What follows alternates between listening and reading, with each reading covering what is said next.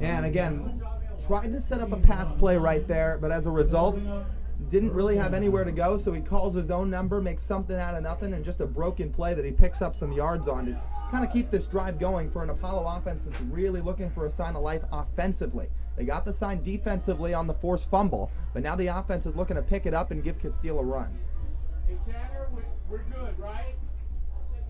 So this Apollo offense gonna set up shop, look to make a conversion here on 3rd and about 6.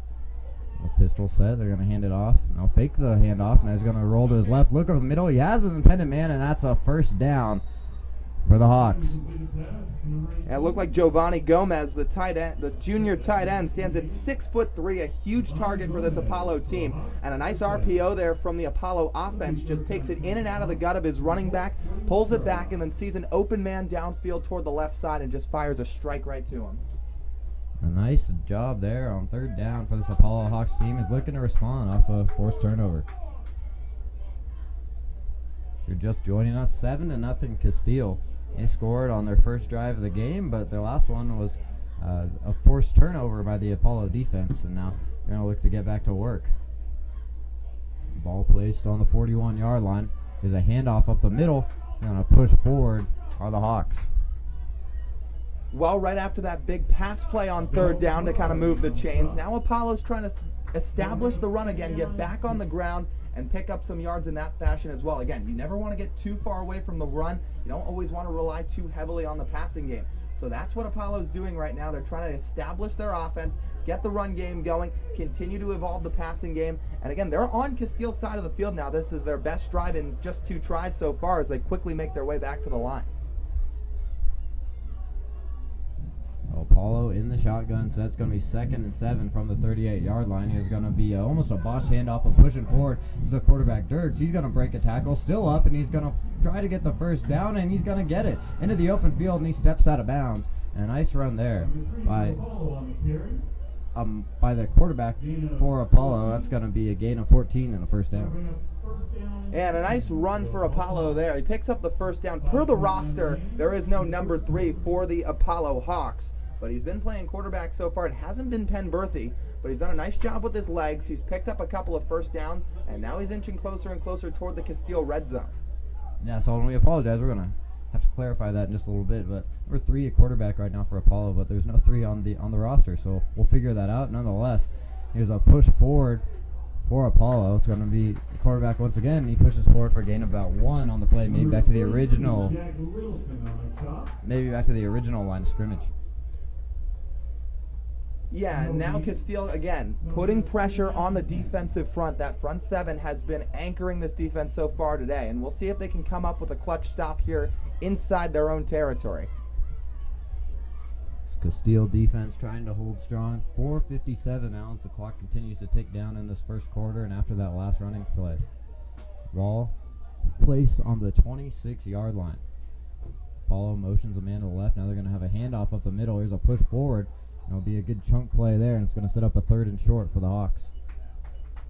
Well, they haven't had many 3rd and manageables yet. Of course, they had that 1 3rd and a mile, which they ended up punting on later on. But this is their first 3rd and short opportunity of the game, and it comes in a red zone or near red zone situation, we should say. So we'll see what they opt to go to here. They've been running the ball well on this drive. They had the one big pass play to move the chains at about midfield. But we'll see where they opt to go here. Again, the front 7 for Casteel has been really putting pressure on Apollo thus far. A big 3rd down for this Apollo offense. 3rd and 5 with under 4:07 remaining. The handoff off the right side, pushing up into the middle are the Hawks, and they're going to get a first down out of that one, and that's a statement run there on 3rd and 5, just going right up the gut and getting a first down. Absolutely. They just ran it right down Casteel's throats, an open gap. Nice job by the O-line to set up the space, and then they take advantage of it. Almost 2 first downs they picked up right there, getting all the way inside the 10, and now they've got a 1st and goal with a chance to tie this thing up. Yeah, pretty good job by the Apollo O-line after a little bit of a rough start to this game. They had a sack to start, and it looks like they've cleaned things up a little bit the last couple plays. Now a fake handoff's going to be a play action, rolling to the right, looking for the touchdown pass are the Hawks, but that one's overthrown and for his intended receiver, and it's going to set up 2nd down and 10 from just inside the 10. Well, they tried to move to the left to try to set up a play in the corner of the end zone. It looked like once again they were trying to target another big body receiver, but just blanketed coverage by the Apollo, or rather the Casteel secondary. They haven't been too busy so far tonight, but when they were tested, they rose above it to force 2nd and goal. Yeah, a lot of run plays so far for this Apollo offense. Now they're going to get under center, hand it off of the middle, and nowhere to go. It is stuffed in the backfield. A good job by the Casteel defensive line that time to push up into the backfield and allow that play to go nowhere. And again, Casteel's let Apollo hang around in this drive, but maybe the defense really kind of starting to take charge. A good coverage on the last pass play, and then they just rush through the offensive line, get into the backfield again to stop the run, making it a 3rd and long here for Apollo. So 3rd and goal from the 9-yard line. Loss of 1 on that last play. 2 wide receivers to the left, 2 to the right. Ball placed on the right hash, dropping back to pass are the Hawks. This one's thrown over to the right side. It's caught, looking to push forward near the end zone. No signal yet, and it's going to be just short, maybe at about the 1-foot line. It's very close. They're going to mark it short. We'll see what they go for on 4th down. Well, that was completed to Brendan Penberthy, the man who's the only man on the roster listed at quarterback for Apollo. And with 4th and about less than a yard to go, Apollo's going to go for it, and these Casteel fans are on their feet. Crowd rises to its feet at Casteel High School. A great turnout on a Friday night, already on their feet. It's only the first quarter. Good reason. 4th and goal from the 1-yard line. Goal line set. It's going to be a quarterback sneak. They push forward. No signal yet. Refs coming in to see where the quarterback landed. Going to signal here in just a second. They're still taking a look. A lot of madness down on the field. And it looks like he got stopped just short. A big momentum shift for the Casteel defense, and what a goal line stance. They come up big on 4th down. They just stuffed the box and stopped the run. Apollo tried to push it right up the middle, and Casteel just held them true.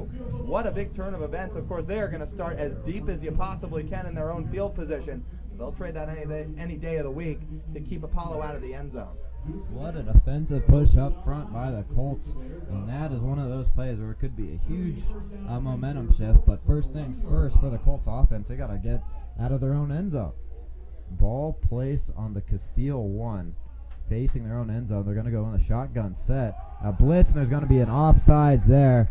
And it looks like they drew, the quarterback Christensen drew an offsides call on that one, and that's a big help. And it looked like the Apollo defensive line was trying to guess the snap count, maybe find their way into the Casteel backfield and force a safety. As a result, that's going to push the Colts 5 yards closer out of their, or 5 yards further out of their own end zone. So they catch a little bit of a break there, as that was the first penalty of the night.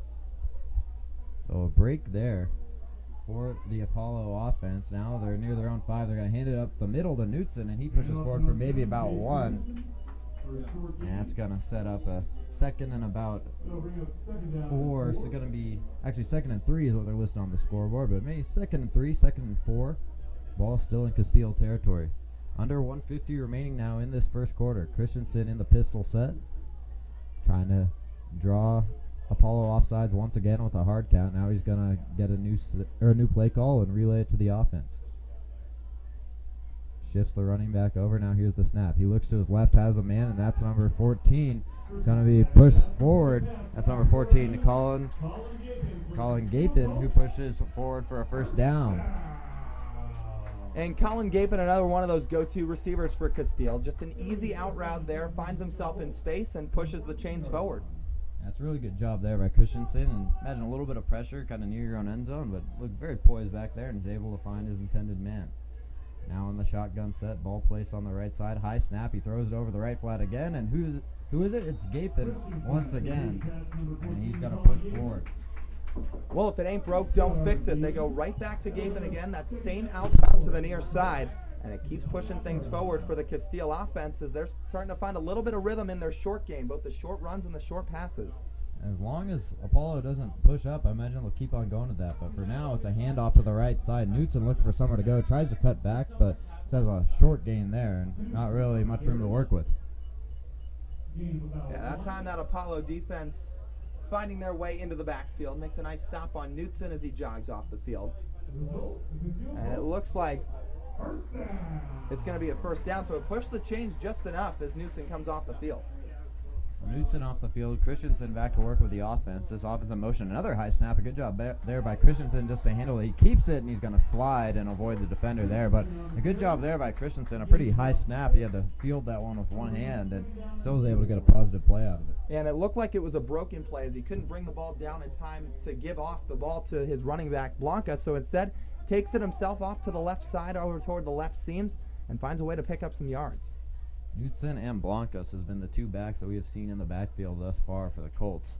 It's going to be second down now. A little bit of another high snap, but Christensen can handle it. He throws a deep ball over the middle of the field, and he's going to find his intended man for a big gain. That's number 10, Dominic Dijon.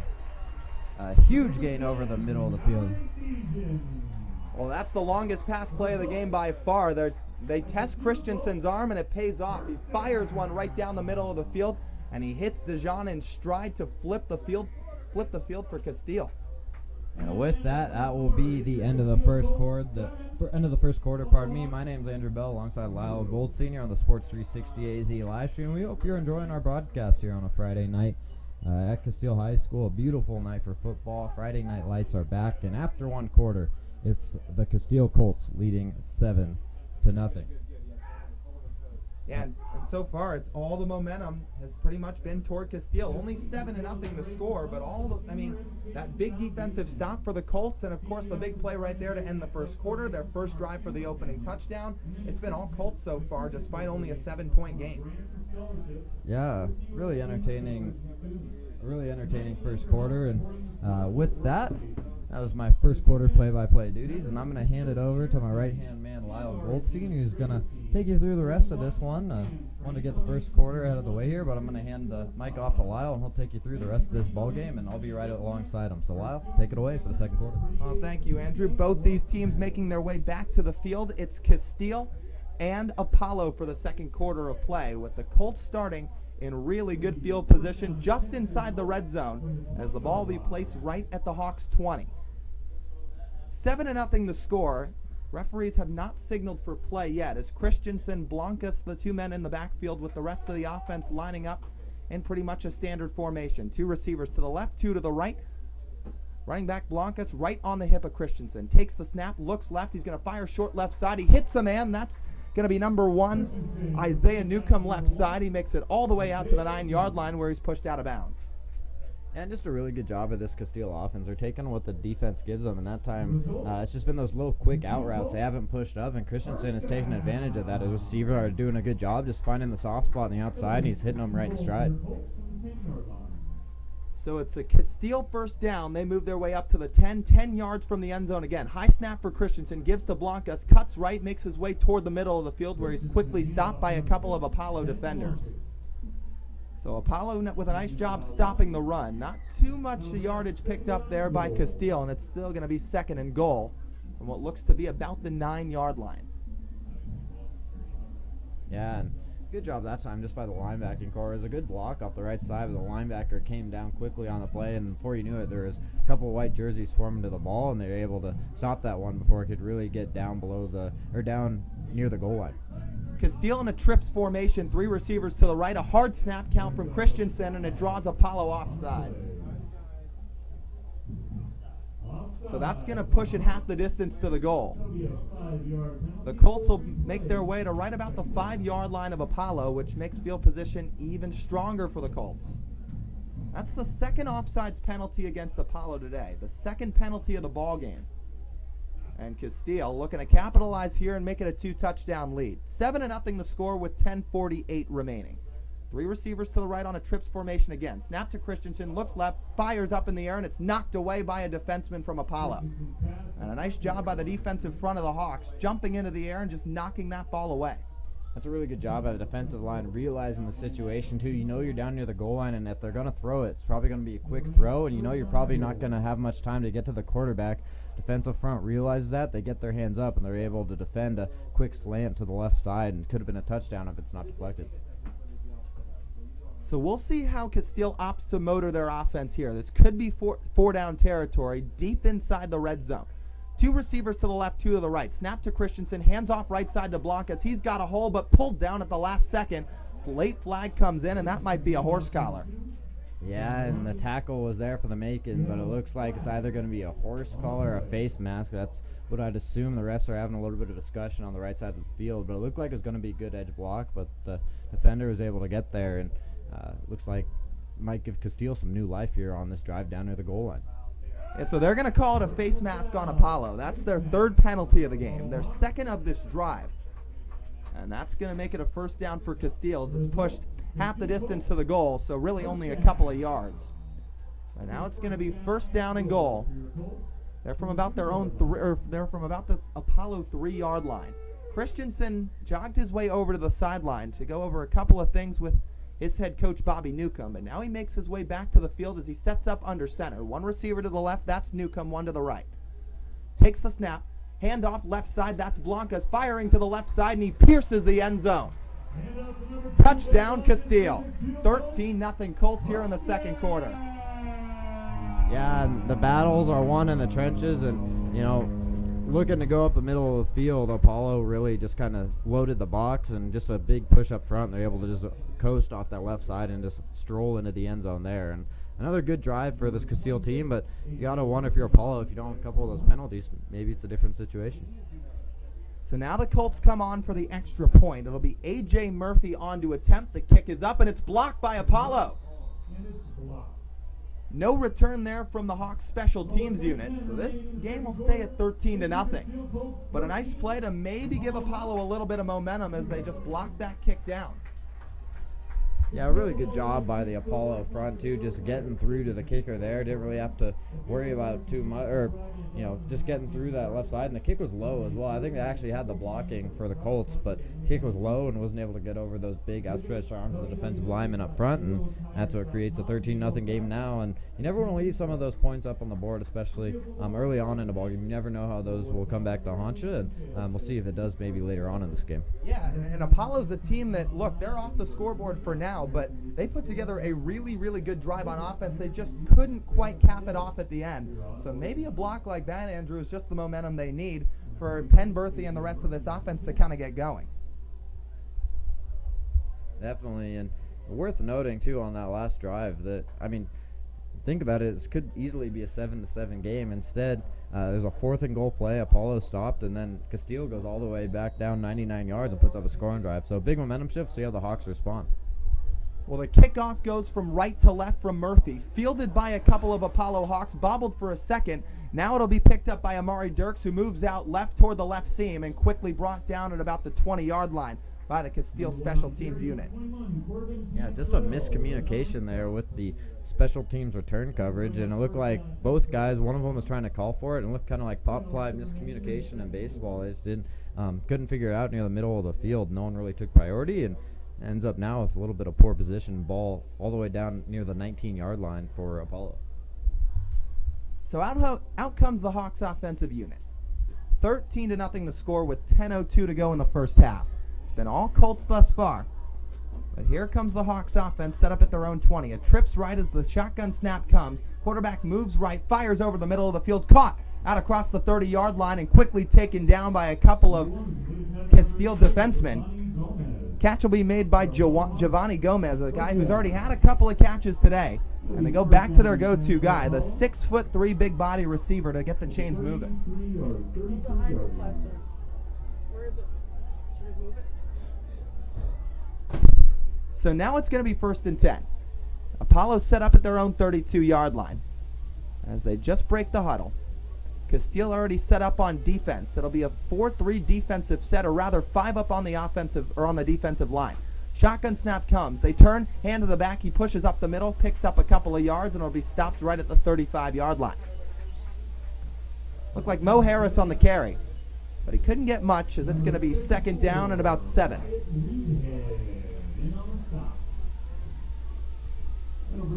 So 2nd and 7. Again, this Casteel defensive front, particularly the front 7, has found their way into the backfield time after time again today.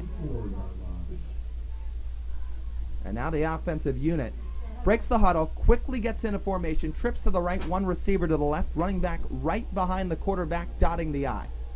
Shotgun snap, Fields cleanly, steps up in the pocket. He's going to look to run. No, a float pass over toward the right side, but in and out of the hands of look like Giovanni Gomez. It was Gomez who couldn't quite bring in the play, and it's going to be 3rd down and 7. Even Gomez with that big frame just couldn't get to that one, and quarterback on the run that time had a little bit of a panic there near the end of the play. Instead of setting his feet, tries to loft over the top, and Gomez just wasn't able to grab it. But I'd like to mention Gomez at that big tight end position. I really like, just the way he plays that position. He's a really big frame over the middle of the field, and that could be a big problem for secondary, especially as this game wears on. And the way he's played so far, it looks like he could be an issue, maybe just a little bit for this Casteel defense. So now 3rd and 7. Snap comes. Quarterback looking toward the middle of the field. He's going to scramble his way out right. Now he's going to look to run. He's across the 40. Still pushing for yardage. Pushed out of bounds at the 42, and that spot's going to be close. Looks like he just got enough to pick up the 1st down, but we'll see how the officials rule it. The way the Casteel sideline reacted, it looked like it was short. They're not moving the chains just yet. Well, the ref is signaling for a 1st down, and they're going to give it to him. So whatever the Casteel sideline thought, it's to no avail. And a good job there by the quarterback just to tuck it and run for Apollo. That's a big 1st down. Yeah, so Apollo picks up the 1st down as it's still 13-0 Casteel. Now 8 minutes, 39 seconds remaining in the 2nd quarter. Hawks will be set up at the 43-yard line of their own. Pistol formation, shotgun snap coming as he moves a receiver in motion left to right. Handoff up the middle, running back pushing for yardage. He's at the 50 where he's brought down, and that'll be a gain of about 7 yards. So it's going to be 2nd down and manageable. Pretty short here. It'll be 2nd and 3 for Apollo. They've really started to establish the run game, putting the ball on the ground and just taking it right up the gut of the Casteel defense. Shotgun snap, same thing, running back goes up the middle. He pushes his way across the 45. That's going to move the chains for another Apollo 1st down. We've seen a couple Apollo throws, but if you're an offense, you want to be a well-balanced attack. And for Apollo, just these last couple of plays, just to get some nice chunk running plays. That was something they weren't getting early on in the 1st quarter. The big boys up front doing their job the last couple of plays. And, just a couple of good, solid runs over the middle, and that's going to pay dividends as the game wears on. So like I said, you don't want to be a one-dimensional offense. So as the clock continues to roll, it's going to be another Hawks 1st down. 1 receiver out right, 2 running backs in the backfield. Snap comes, they push it up the middle, but he's going to be brought down in the backfield. Big defensive stop from the Casteel Colts. That's going to be Dontel Howard to make the stop and make it a loss of 2 there. So Donzel Howard, the 5'10", 235-pound defensive tackle, floods his way into the backfield of Apollo and makes it a 2nd and 13. He just came flying around that left side. I mean, almost unpicked up by anybody by the Apollo side, and just comes flying around and is able to make a really nice hit in the backfield. And that's what you like to see if you're a defensive line coach with your defensive front. The shotgun snap, he's going to fake the run, move out left, pressure coming, and he's going to be taken down again. A huge loss for the Apollo offense as they're going to be pushed back into their own territory. And it's going to be 3rd down and a country mile. It's really tough for a quarterback when there's just no time for the play to develop. In the last couple of times, there's been a couple stunts by this Casteel defense and a couple good blitz packages that they brought, and there's just been nowhere to go for the offense, and really sets you back after a couple nice running plays. Now it's going to set up 3rd and forever for this Apollo offense. I imagine maybe just a short screen pass here, maybe a draw.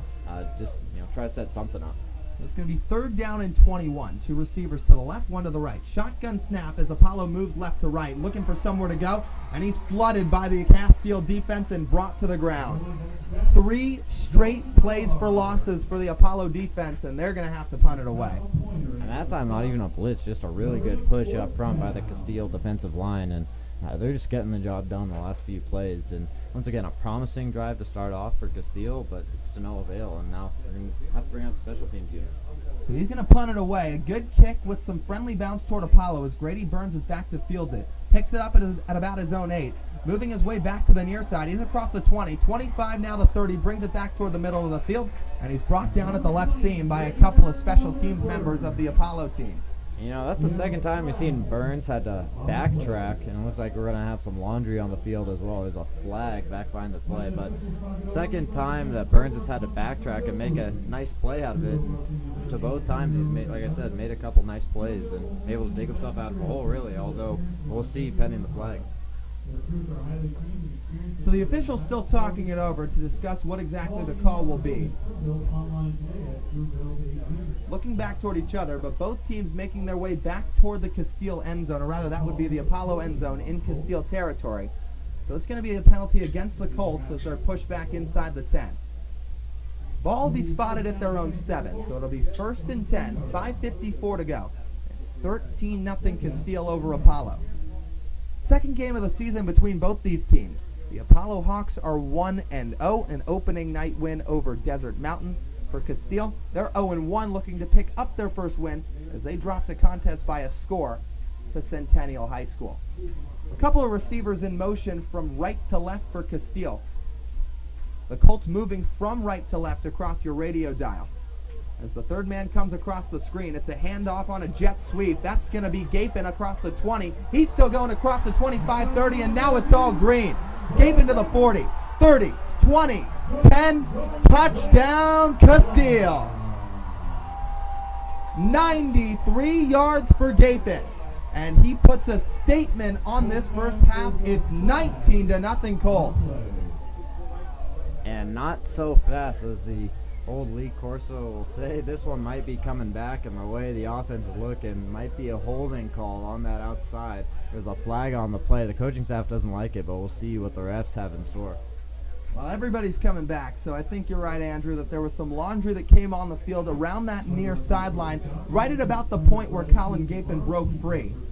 And as a result, it's going to be pushed back inside Casteel's own territory, inside the 20-yard line. So I think you're right. It was a hold or a block in the back on the Casteel offensive unit, and a little bit of a momentum killer to say the least. Of course, Casteel still up 13-0, but that would have really been a chance to kind of swing all the momentum the way of the Colts, especially to end that first half.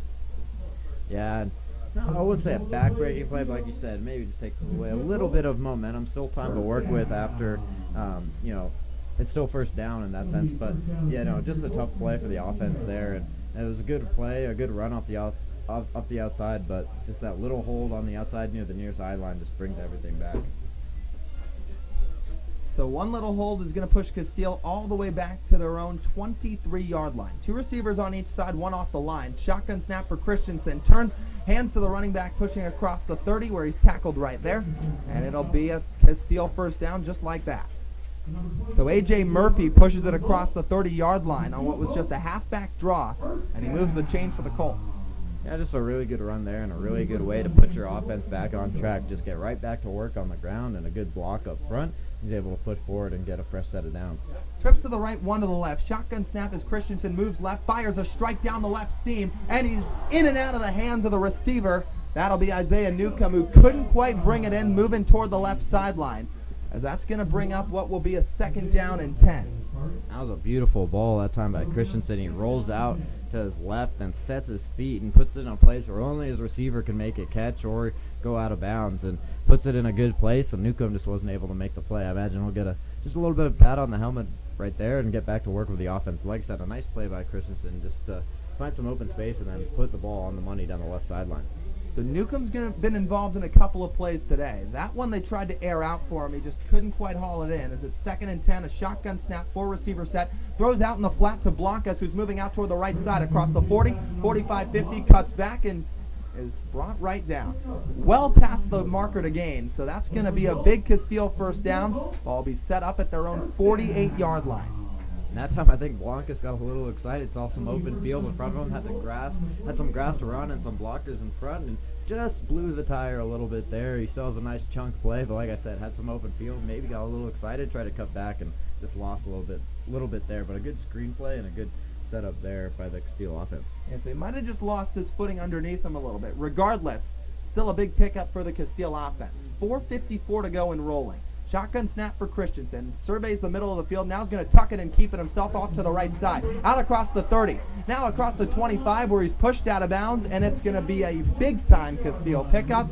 First down Colts. And that almost had the looks of a design quarterback draw. The receivers all went deep down the field. The secondary went way back, and Christensen just tucked it and ran. And I mean, when you talk about not hesitating at all, that's exactly what that was. And like I said, I wouldn't be surprised if that was just a design quarterback draw, clear everybody out and let the quarterback go to work. See Christensen showcasing his feet right there. So the junior quarterback calls his own number and puts the ball all the way out at the Apollo 26-yard line. As he takes the snap, looks over the middle of the field, fires over the middle, caught by Murphy, or rather into the end zone, and that's a Casteel touchdown. Grady Burns for the score, his third touchdown of the season, and it's 19-0 Casteel. And Christensen doing a great job putting that ball right on the money over the middle of the field, allowing his receiver to get that yak after the play. And the yards after the catch is what they call it. And like I said, just put it in a good place. So when you put it in a good spot like that, he's able to have plenty of time in front of him, had some open field, able to make a few moves, and then gets a nice block out to the left side in the open field and just strolls right into the end zone there for Casteel as they go up 20-0. This time the extra point is through the upright after a botched extra point last time. But a really good drive there by the Casteel offense, especially after that holding call and getting called back. They just go right back to work. Doesn't faze them. That's what you like to see if you're a coach. You know, there's not a lot of adversity, but at least a little bit of adversity to set your offense back. They don't linger on it and just go right back to work and march down the field. So, an elated Dane Christensen takes a seat on the near sideline after giving a big high five to his number one receiver, Grady Burns, as the two connected for a 27-yard score to put Casteel up 20-0, capped off by an A.J. Murphy point after attempt. So nearly a 3-touchdown lead for the hometown Colts. The special teams unit will take the field with 4:35 to go in the second quarter. Meanwhile, for Apollo, they're still looking to get something going on offense, and we've started to kind of see them establish the run a little bit.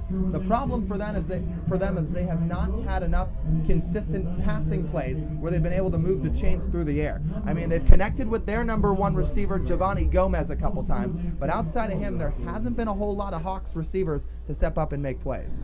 And you know, you feel like this could maybe be a closer game if you think about that play down there, the 1-yard line. You never know how that can affect you in a game, but this Apollo offense hasn't looked bad. There's just been a few miscues here and there. So the kickoff ensues from right to left, taken across the 20-yard line by Apollo, where they'll be stopped by a blockade of Casteel defenders.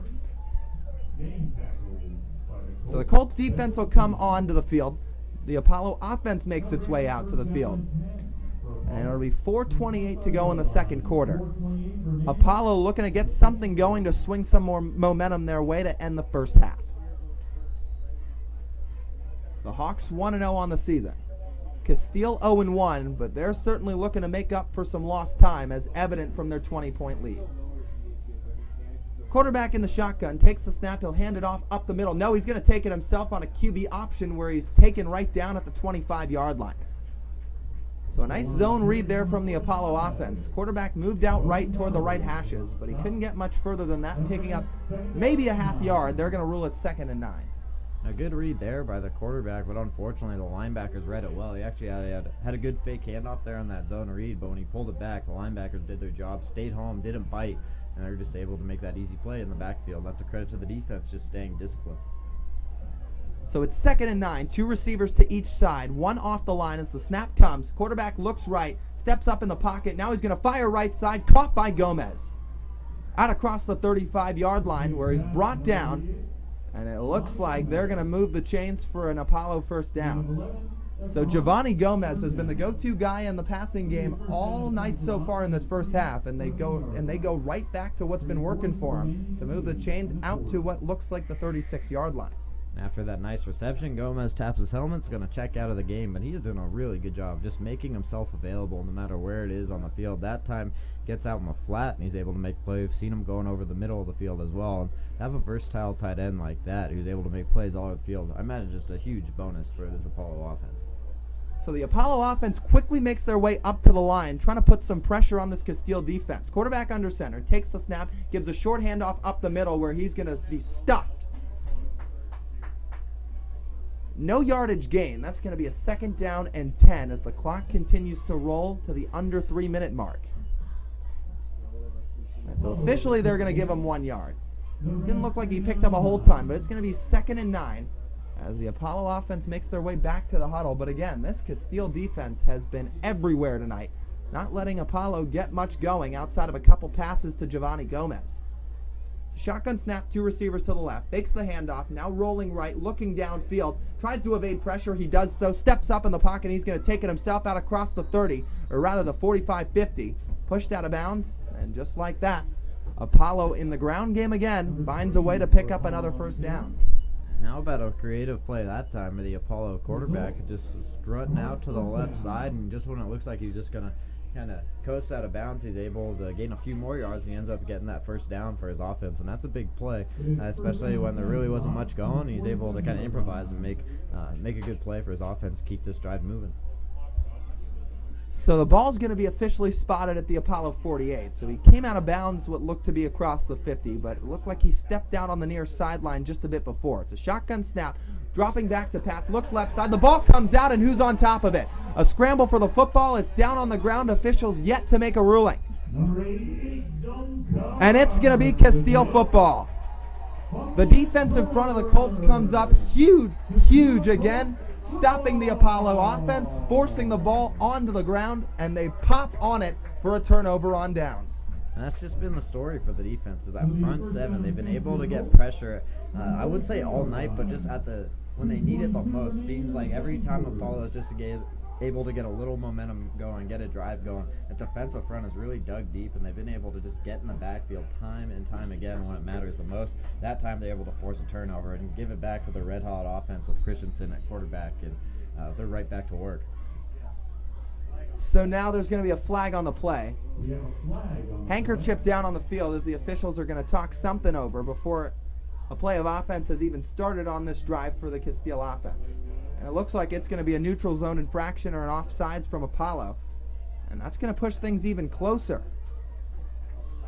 Or rather, that might be an unsportsmanlike conduct because that was farther than 5 yards. They're going to call a sideline penalty on Apollo. So a 15-yard penalty that puts Casteel even further into the Hawks' territory. With 2:22 to go in the first half, the Colts lead 20-0. Shotgun snap for Christensen. He's looking left. Now right back to his left, fire short left side. It's going to be caught by Gapin. He's across the 20, 15, 10, and he's free. Touchdown Colts. Gapin flies into the end zone, his first touchdown of the night, and it's 26-0 Casteel here in the first half.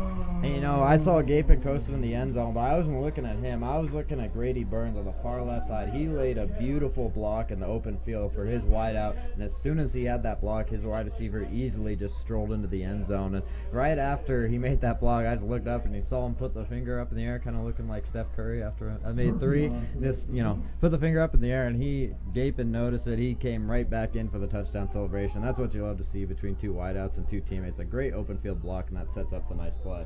Murphy's extra point is on its way. A low wobbly kick, but it just finds its way between the pipes, and it tacks on an extra point. 27-0 Casteel. They're pouring it on in the first half. So with 2 minutes 11 seconds to go, Apollo's going to get another chance on offense, but Andrew, they better get something going quickly or this game's going to get even more so out of hand than one could argue it already is.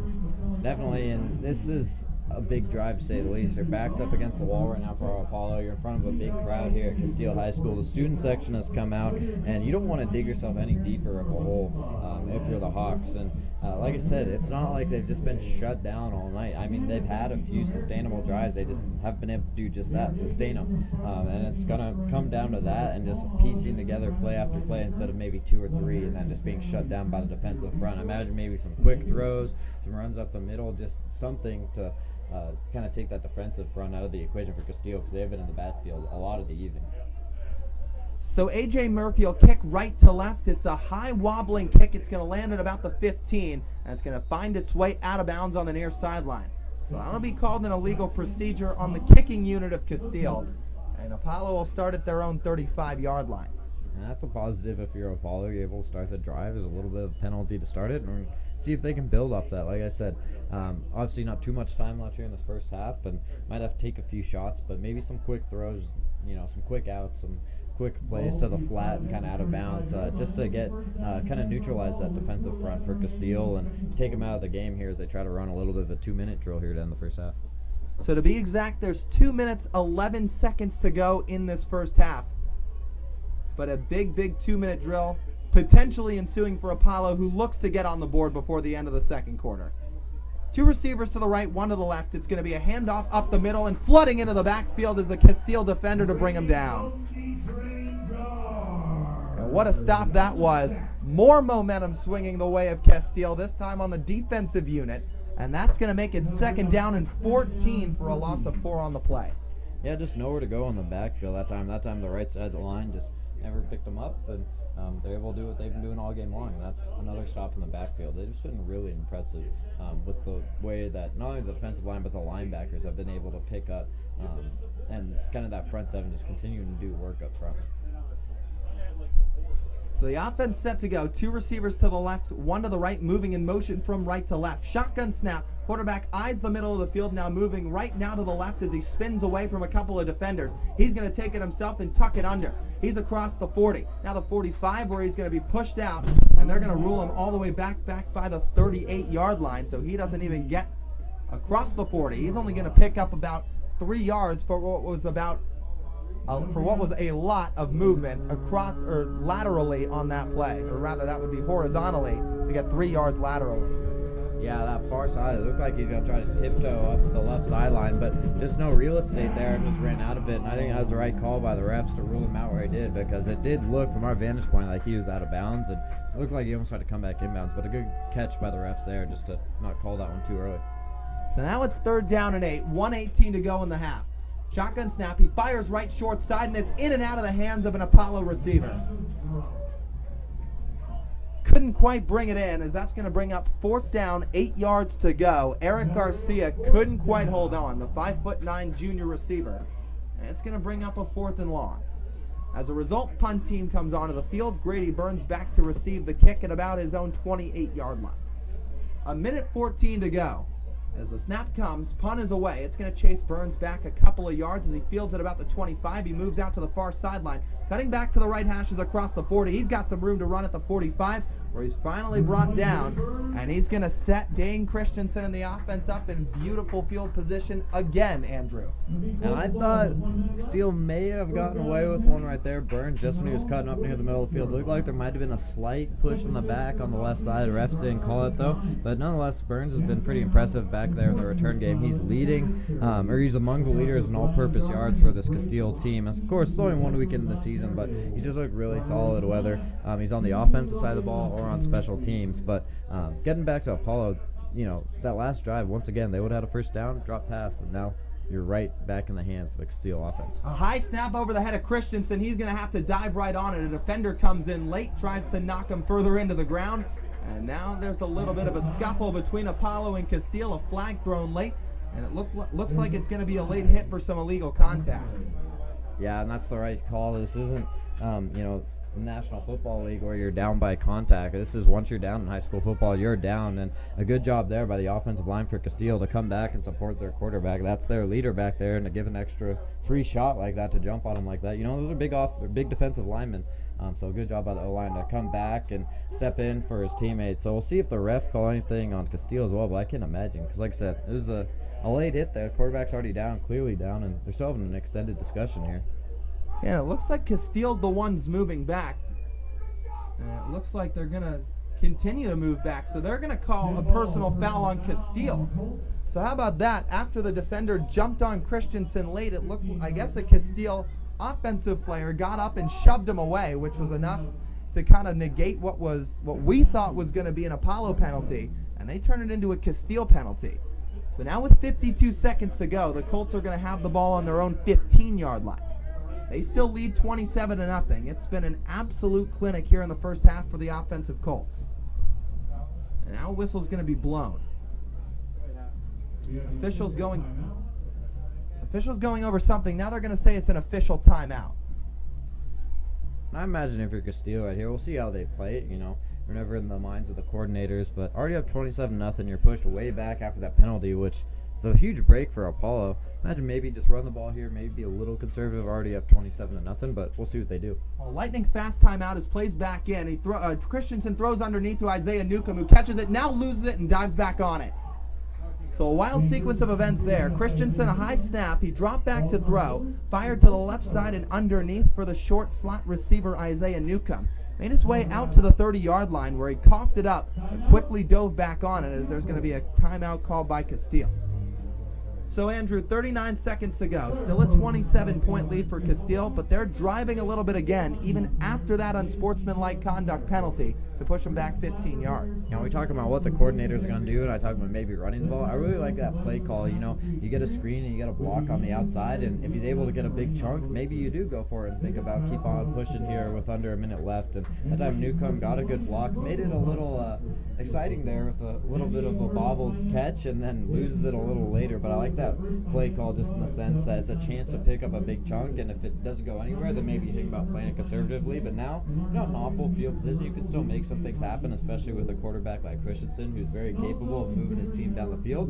And so I think it's a good timeout and a good play call in that last play. And now they're in a little bit more of a better scenario to try and make a few plays and move down the field with a very limited amount of time here in this first half. So a safe play with some very high ceiling to it. They get Newcomb in space, they fire it to the left side, and he picks up a first. Now play back in. Christensen gets the snap, fires underneath again, this time to Knutson, who's across the 30. A good open field tackle by an Apollo defender to bring him down at about the 32-yard line.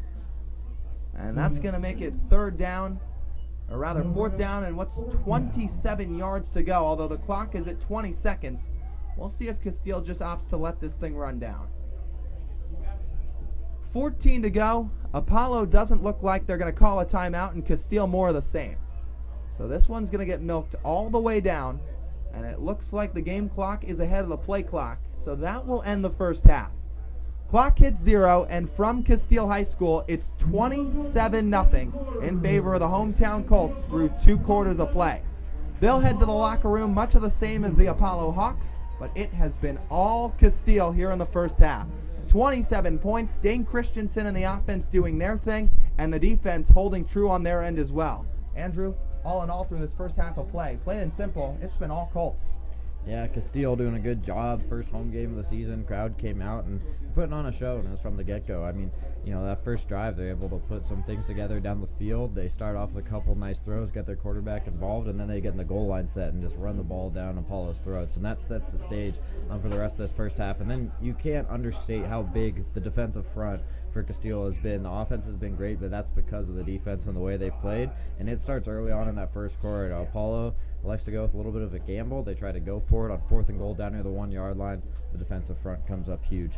And so that's a big momentum shifter early on in this ball game. Maybe changes a little bit of the tides, especially with the big crowd here that got everybody hyped up. The offense is feeling it. They're trying to build off the defensive momentum. Before you know it, 27 points on the board. So a play like that's huge in the first quarter. It's a high risk, high reward as an opposing coach. You know what you're getting into going for it on 4th and 1. They tried to get a good push up front on the quarterback sneak, but it's just no avail. And you gotta, as the old saying goes, kind of live and die with those play calls. And I don't necessarily question it. I thought it was the right call, especially when you're in somebody else's opponent. If they get that, it's also a huge momentum shift. You're able to tie the game at 7. Who knows what this game is?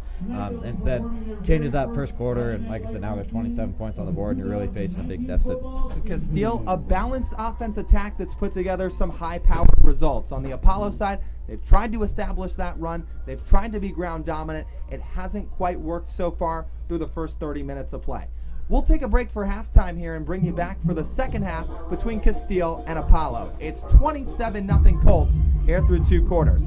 For Andrew Bell, I'm Lyle Goldstein. We'll take a quick break for halftime and bring you back in about 15 minutes here on the 360 AZ Sports live stream.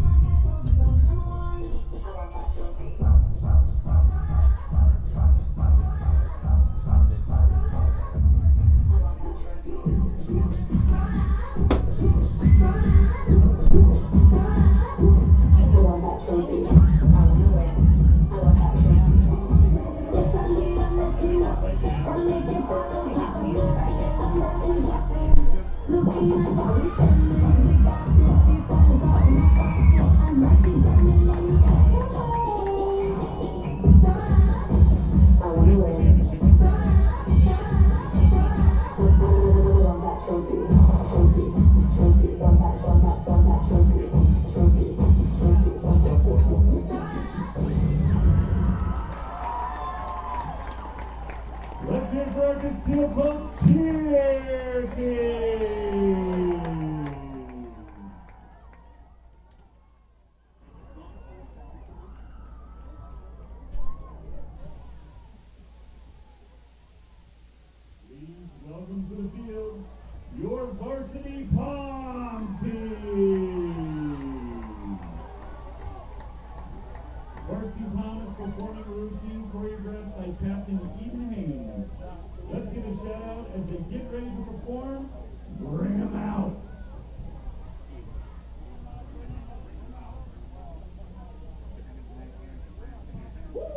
bring 'em out, bring 'em out, bring 'em out, bring 'em out. Bring 'em out, bring 'em out, hey.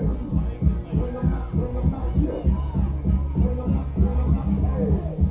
Bring 'em out, bring 'em out. VIP coming live from the VIP. Heard the night lights off lights with that new smoke. Baby, straight wanna see by me. The whole city got wizard. He got three. That other brother got a hit, so he got who let me sit down with 5 things. He got 3. You can't see a ball. Money stacks all the check now. See a push a button and let the roof on the back down. I'm on the road doing shows through a pack down. Mississippi to Philly, I'm a person to check time. Got the crowd yelling, bring 'em out, hey.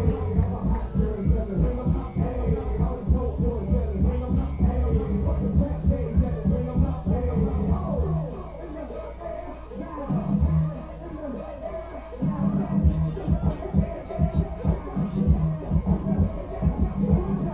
Mic check, 1, 2, 1, 2. You want to be for the team, what you gon' do?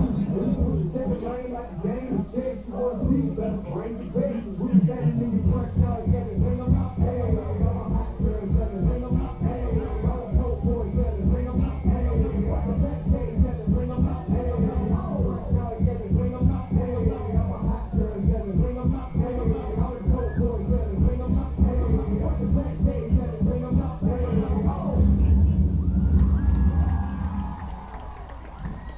All right, let's hear it for our Casteel Colts Farm Team.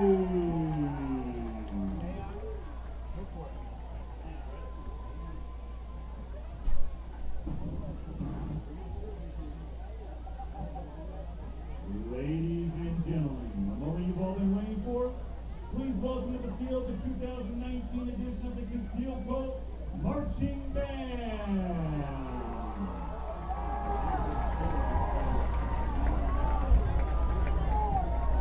The band is under the direction of Mr. Saul Garland. Band staff include Abby Hill, woodwinds, Jordan Booher and Shaylee Kohler, color guard, Christopher Elias and Jesse Kelly, percussion, and Ethan Cantor, visual. The band's music is arranged by Steve Woodard, with visual design by Thomas Cervenka. Tonight, the band will be performing the parts 1 and 2 of their 2019 show, The Shadow Effect.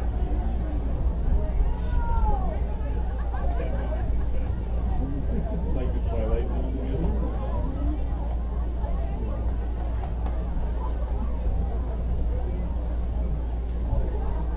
Kayla Thomas and Kayla Benefit. Kayla Benefit? They have on their platform there? Bring them out, bring them out. Bring them out, bring them out.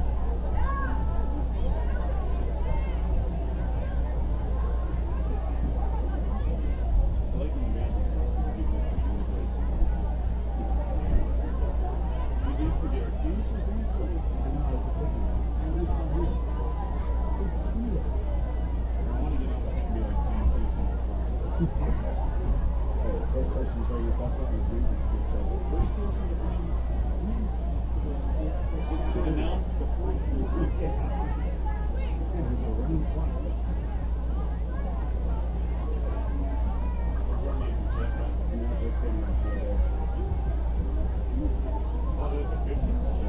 I thought they were up on these stairs. Well, anyway, they saluted. Yeah, I was watching. They stayed? No. I think that they'll be the last ones to walk up. I think that they do walk up. And then they turn and Probably things that change over time. For something like this, not unless there's a better angle. Sometimes if somebody goes more screen, but the camera doesn't full up. what sucks is if you're playing like grass over there and you can Normally, you tend to stay centered. you wait for those xylophone guys. Yeah, 3 cuts off right side. 1 and 2 keep one straight, one somewhat an angle view. Watch the band guys.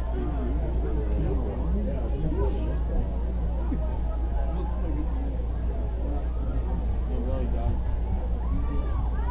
The tripod is off by I don't really think you can slide that thing back and forth. It has to be the tripod. Unless that roof slanted.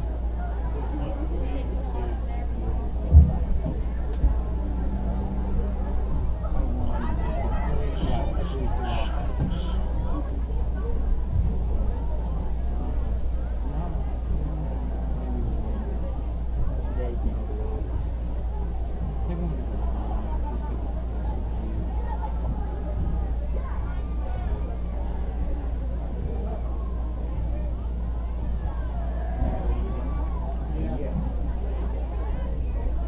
From Majors Michaela Thomas and Caleb Adnan, is your band ready?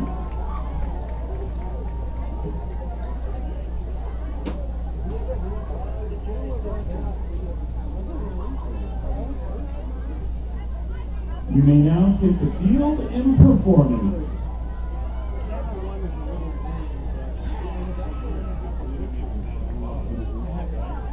Can you zoom in to the side of the camera? Don't get rid of this latest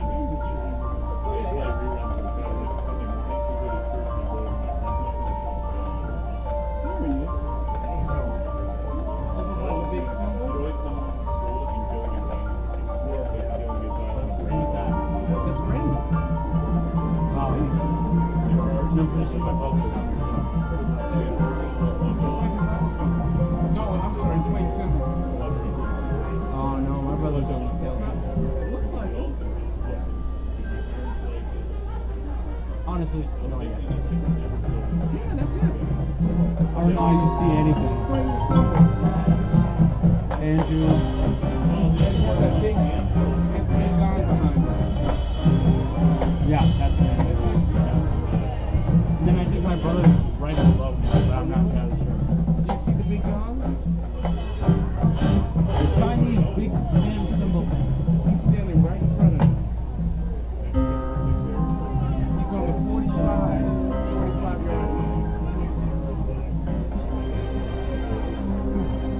And I think Williams right in front. You see him? You see 40? You see him right between 40 and 50. You see him right there, the big gong is right in front of him. He's playing symbols.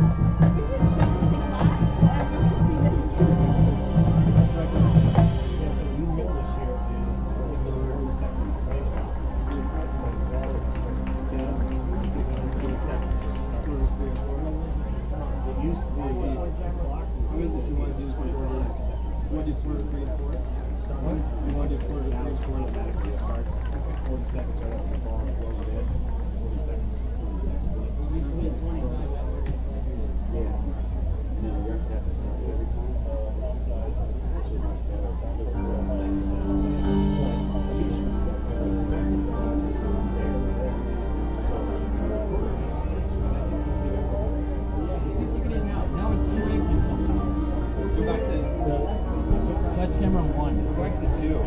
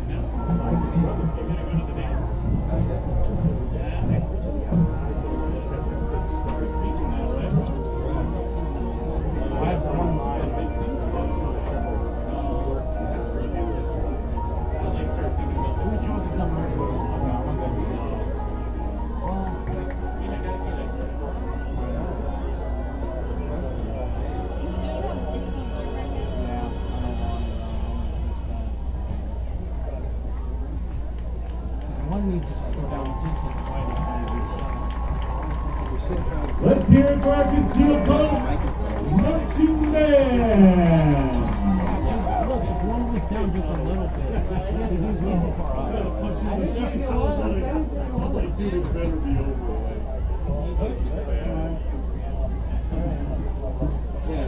Tyler, you got me popcorn? Tyler! Tyler! Davis, what'd you give me? I'm gonna run the small one so I What'd you give me? again. No, I'm just kidding. I'll do this with one more. I'm gonna run up there, so. Camera. No, it's even. It's mostly even. That one's good. 3. You can do the music. Coming back, we need to. We'd like to take this opportunity to thank our scoreboard sponsors once again. Rock Point Church, Churros Printing and Design, Buddy's Pizza, Boots the Bear, Air Conditioning and Heating, Big O Tire, True Valley Roofing, Barrow's Pizza, and American Leasing and Sales.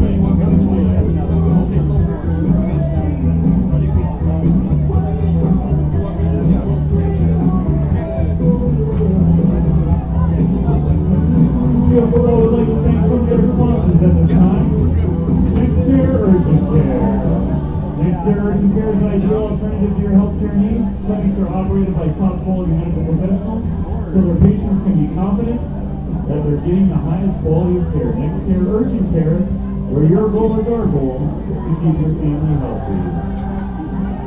Also, a thank you to our banner sponsors, Bahama Bucks. Visit Bahama Bucks on the Quigley tables today. Gilbert Modern Dentistry and Orthodontics. They're here to make your smile and your dreams come true. Casteel Orthodontics. Including clear braces, traditional braces, teams, adults, Invisalign, team additional modern orthodontics. Check that out today. We have all like design banner sponsor and Integrity Fleet Service. Visit Integrity Fleet Service today for any of your automotive service, maintenance, or repair needs. We'd also like to thank Andrew Buckley and Loco Physical Charity. Their patients trust in our expertise, which is why 98% of recommend us to their friends, because we're able to make their lives better. Visit Atletico Physical Therapy today. We'd like to thank banner sponsors, Amazing Games. Their concept is simple and unique. You only have one love, quality security. Visit Raising Games today. I'd like to thank banner sponsor Nando's. Nando's is locally owned and operated. Nando's is a restaurant your family visits to celebrate birthday anniversaries, graduations, and more.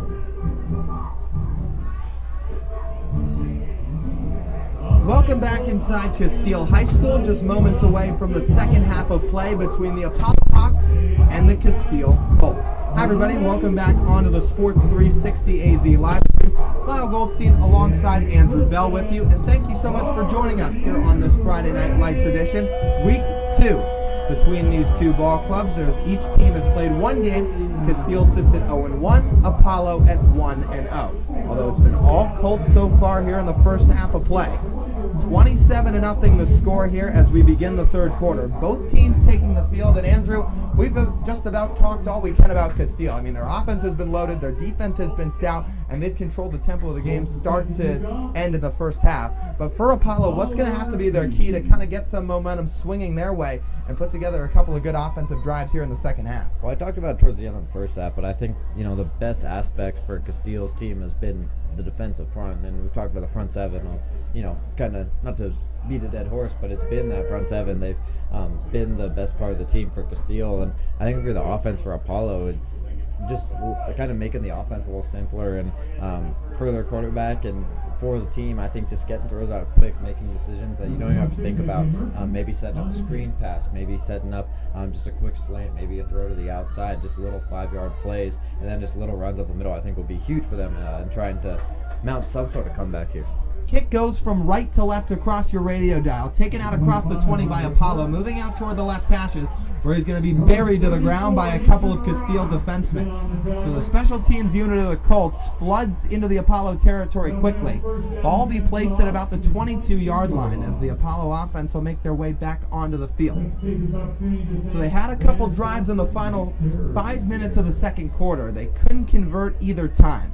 Their closest chance came on their first drive of the ball game. They got all the way down into the red zone as far as the 1-yard line of Casteel, but they were stopped short on a 4th and short attempted run play. There's just a goal line stuff by the Casteel defense as the quarterback takes the snap, looks left, fires left side, and he hits a man on a curl route out at the 30-yard line. Moves his way out toward the 35 where he'll be pushed out of bounds.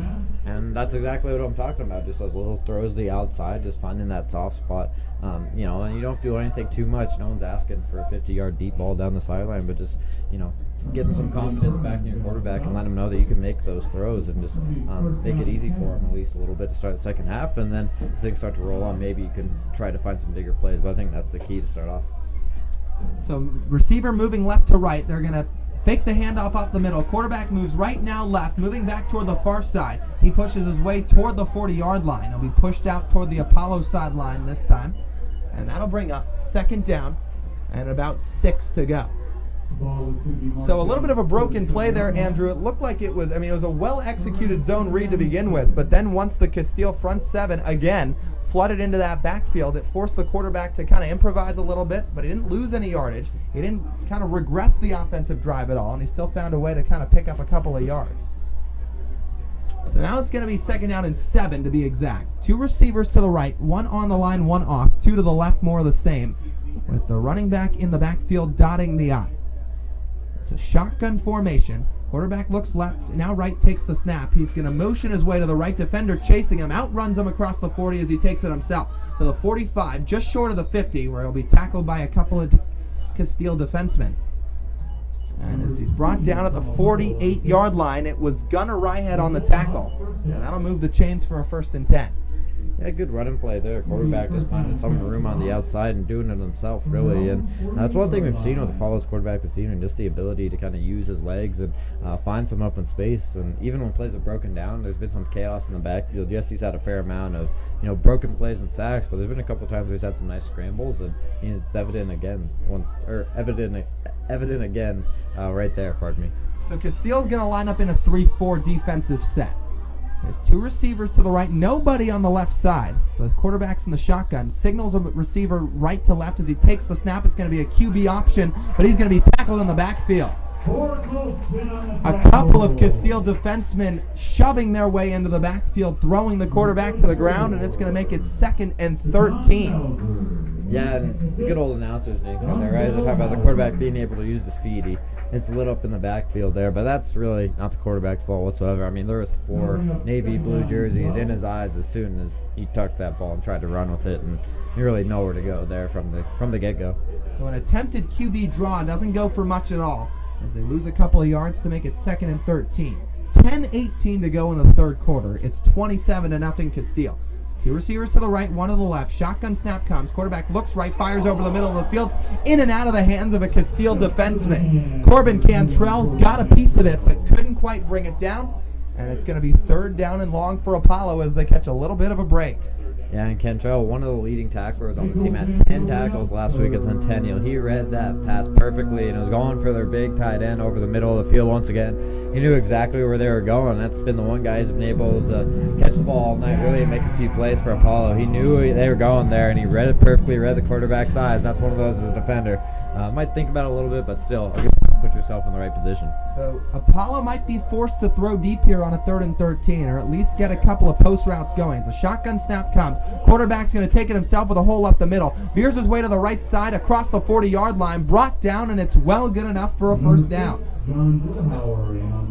So a nice job by the Apollo quarterback. Kind of called his own number, looked downfield, saw nothing there, and improvised with his legs and some good speed to kind of maneuver his way into Casteel territory for a first down. Yeah, and that can drive a coach crazy. 3rd and 13, you want to at least just hold him at the sticks, and quarterback just tucks it and runs, and there's nobody there to really be that spy and just take him down. And like I said, that can drive a coach nuts, especially in a 3rd and long situation where you at least want to hold them pretty short.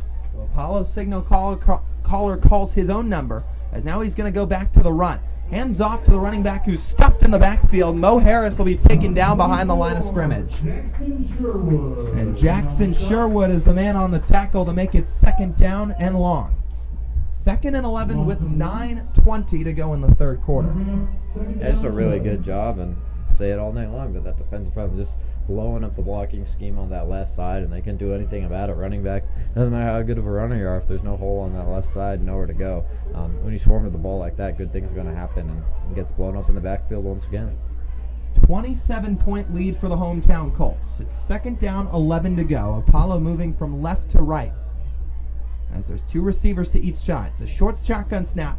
Quarterback looks over the middle of the field. He's going to be collapsed but escapes pressure. Still looking to get something, but he's taken down hard.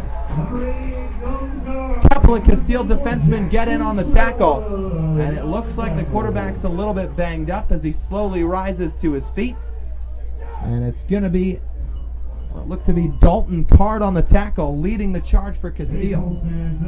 Yeah, and that will wear on you as the game wears on. I mean, taking a lot of hits back there, and once again, just more navy blue jerseys just right in his face, and see him getting up. It's good to see him get him up and walk that one off, but like I said, you take continual hits like that, especially when you're running. That's the other side of running the ball too as a quarterback. Might take a few shots, and imagine me some ice packs tomorrow, maybe on the leg, something like that, but just a good job by the the Casteel defense getting in the backfield once again. So the Apollo quarterbacks kind of anchored this drive for the most part. They converted 1 3rd and long already. Their last attempt on 3rd and 13. This will be a 3rd and 17. It's a shotgun snap. Quarterback spins, veers his way to his left, stops, now moves back to the right, looking for something to go. And he hits his main man. That's going to be Giovanni Gomez, but he's going to be taken down at the 40-yard line. So it's a short pass to the right side to number 88, Giovanni Gomez. He made the catch, but quickly buried into the turf by a Casteel defender. And that'll bring up 4th and 9 after a gain of 8. It was a good job just to find Gomez after somewhat of a broken play, but good job by the defense knowing exactly, that it's what the situation is and just playing out perfectly, letting him catch the ball, and then just making a nice wrap-up tackle. So a whistle called before the snap on the attempted punt, but it's going to be an Apollo timeout. So they're going to walk back over to the sideline as head coach Aaron Wells wants to go over a couple of things with the offensive unit. So this is kind of that gray area, Andrew, where you're at the Casteel 40-yard line. It's too long to kick a field goal. It makes a short punt, but maybe they want to think about going for it here. I mean, they're already down 27-0. Time's ticking here in the 3rd quarter with 7:22 to go, and maybe they want to just kind of try and go for it and try to get some momentum going their way. And I imagine, to your point, Lyle, if you're trying to mount any sort of miraculous comeback, this is probably a must-go-for-it situation. If you want to kind of throw in the towel right now, maybe test some things out, experiment. It's only the 2nd game of the season. Maybe you don't go for it, but I think this is one of the situations. Down 27, I've seen crazier things happen in a lot of football games. There's still a lot of time. I know it would be miraculous, but see what they do. Although it does look like they're lining up for a punt formation, so looks like that is the play call from the sideline. But imagine just wanted a few extra minutes to talk it over and see what they want to dial up. So Apollo quarterback's back at about the 50-yard line. Looks set to boot it away, although with Grady Burns back to receive what should be a punt. There's a couple receivers lined up to the right, although he will likely punt it away, and he will. It's a short kick Lands at about the 15. Fielded by Grady Burns. Bobbled now picked up at the 10. He maneuvers his way back to the far sideline. He's got some room to run across the 10. There's flags all over the field. Burns across the 20. Spins his way to the 25, and he's going to be brought down right there. Although it's likely going to get brought back for a block in the back. Yeah, I think it was going to be a block in the back. It was kind of after Burns had cut up to the right side of the field. Just a little push there. Thought maybe get away with it, but ref sees it, and I imagine it's either going to be a block in the back or a hold. So looks like it will be coming back. So a couple of penalties have hurt Casteel on special teams, although they haven't been wounds all that big as they still lead by 27 points. 7 minutes, 8 seconds to go in the third period. It's 27-0 Casteel. Dane Christensen, the right-handed quarterback, makes his way into the huddle to go over a couple of signals with his offensive unit.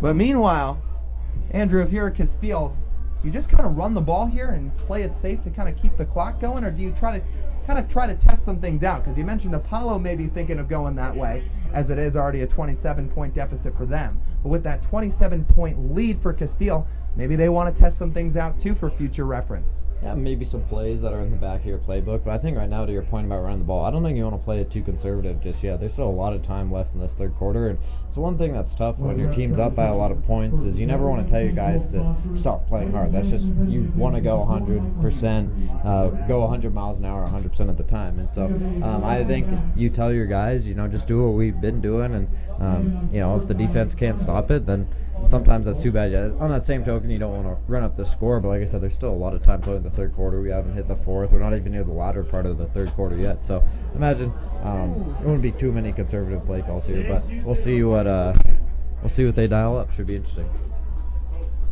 So the huddle breaks. Casteel offense back onto the field. They'll be set up. It looks to be at about their own 3-yard line. They're pinned pretty deep in their own territory. Isaiah Newcomb, the slot receiver, shaded off to the near sideline, pretty far out deep from the rest of the pack. Christensen under center, takes the snap, the give to Blancas over toward the right side, makes his way toward the 10-yard line on an end around, and he's going to be shoved out of bounds. So they go with the run play to start the first play of the drive, although he's shoved out of bounds as that'll stop the clock for time being. 2nd down and 6 as he picks up 4 on the play. And now it'll be 2nd down and 6 to go.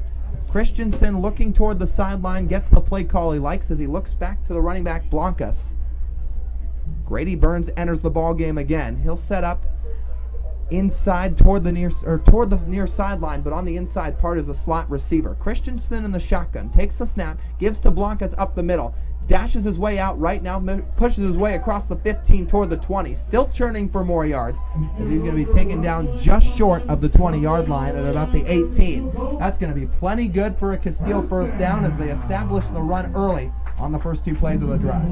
Yeah, and I talked about I talked about not running the ball, but if you're going to run the ball like that and get huge chunks and over 10 yards, I'd say, dial it up every time if that's the way you're going to wear down the defense. Clock keeps on running and the offense keeps on rolling. So shotgun formation, 2 receivers to each side, 2 off the line as Christensen gets the snap, looks right on a pass option, throws over the middle, connects with Grady Burns. Or rather, he's going to be taken across the 40-yard line, brought down at the 45. Or rather, that's going to be number 10, Dominic DeJean, his first catch of the second half. And just like that, he spins his way out to the 45-yard line of Casteel to pick up their second first down of the drive.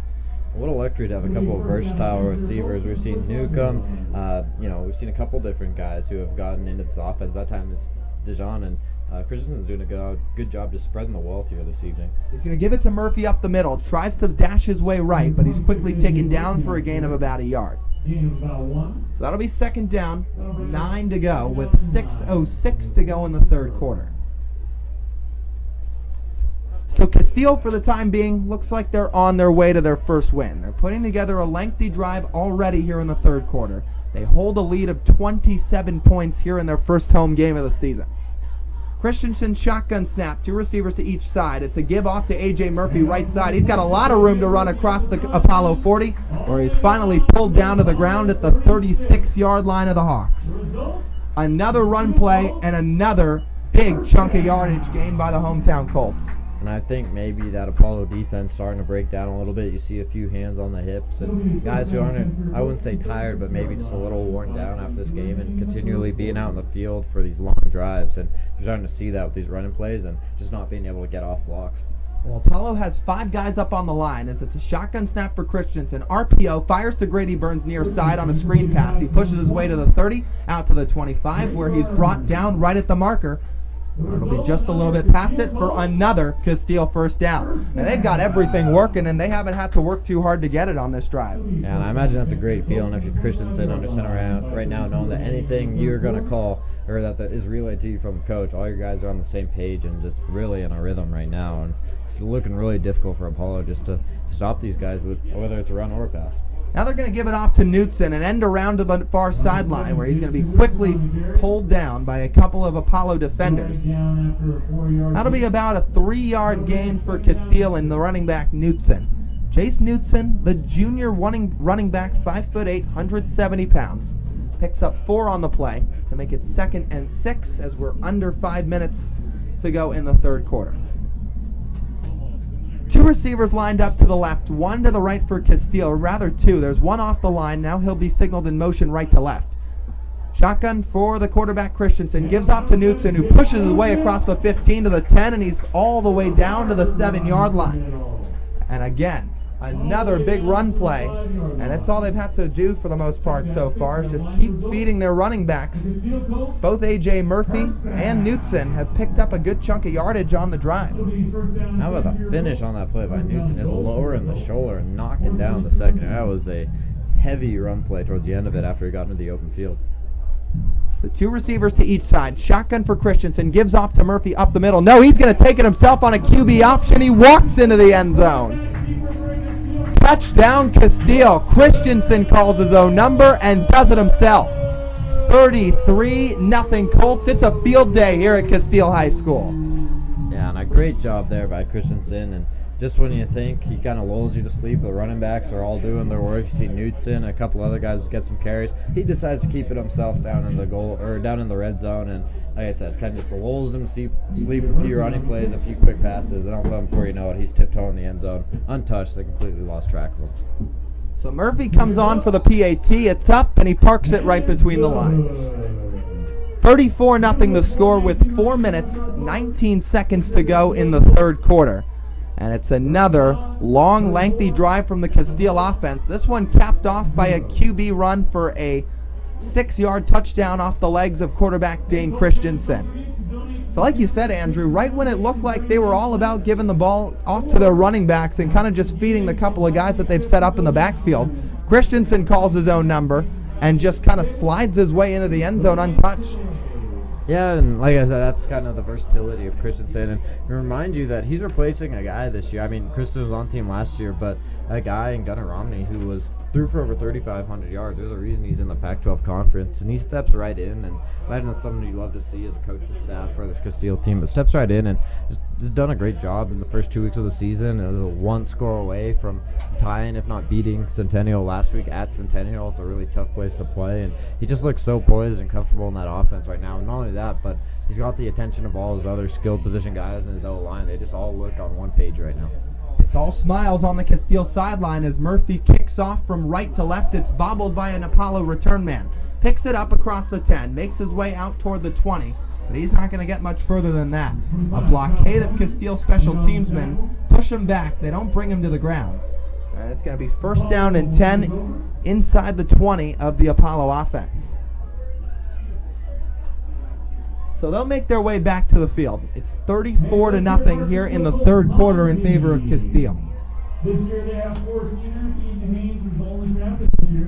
And she leads with Colt character every So the Colts looking to once again kind of slide their way to their first win. They've got a 34-point lead as the Apollo offense is back on the field. 1 receiver to each side. They're in a tight package offensively with the quarterback under center. Gets the snap. Hands off to the back up the middle. That's going to be Mo Harris, who's just going to get about 2 yards before being taken down.